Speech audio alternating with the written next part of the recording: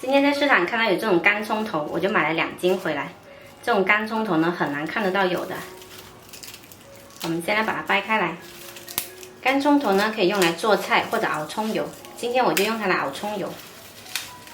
头尾切去，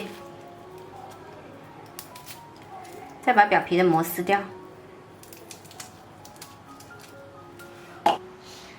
好辣眼睛啊！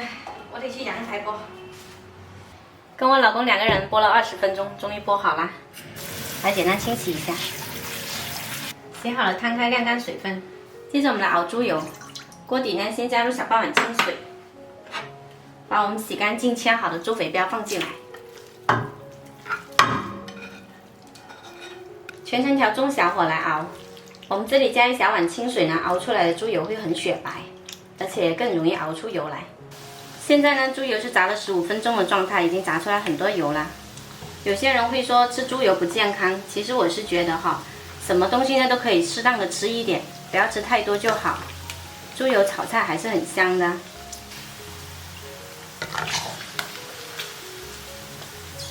把猪肥膘炸到这样的状态，微微金黄就可以了，不要炸得太过。炸得太过呢，猪油吃起来就不香啦，有股很沉的味道。把猪油炸的油挤出来，不要丢掉，可以用来炒菜或者做萝卜丸子，都特别香。油放2倍用。接下来把干葱头切碎，切片后再稍微剁碎一下，不需要切得太碎。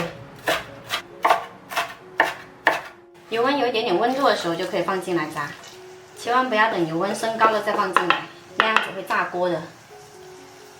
炸的时候保持中火，不停的翻动，才能够受热均匀。传统的葱油呢，一定要用猪油来熬，这样子才香。实在不喜欢用猪油，那也可以用普通的食用油来代替。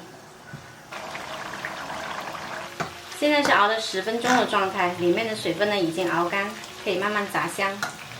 我又炸了15分钟，这个干葱头呢看起来已经轻飘飘的啦，呈金黄色就可以啦。捞出来，然后摊开放凉。听听这声音，是不是很酥脆？放凉了之后更酥脆。锅里的油倒出来放凉。葱头酥放凉了之后就可以装瓶。我们平时可以用来拌面、腌饺子，或者说煮汤粉都可以，特别香的哦。冷却的油也装进来，密封起来，放到冰箱里面，却可以保存很久哦。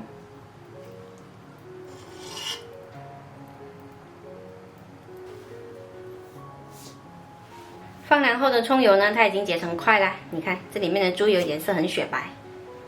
我们现在就来做一份葱油拌面，舀1勺出来，一点点香葱，加入生抽调味，把煮熟的面加进来拌匀。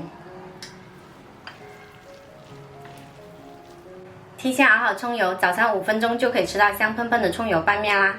喜欢的朋友可以试一下。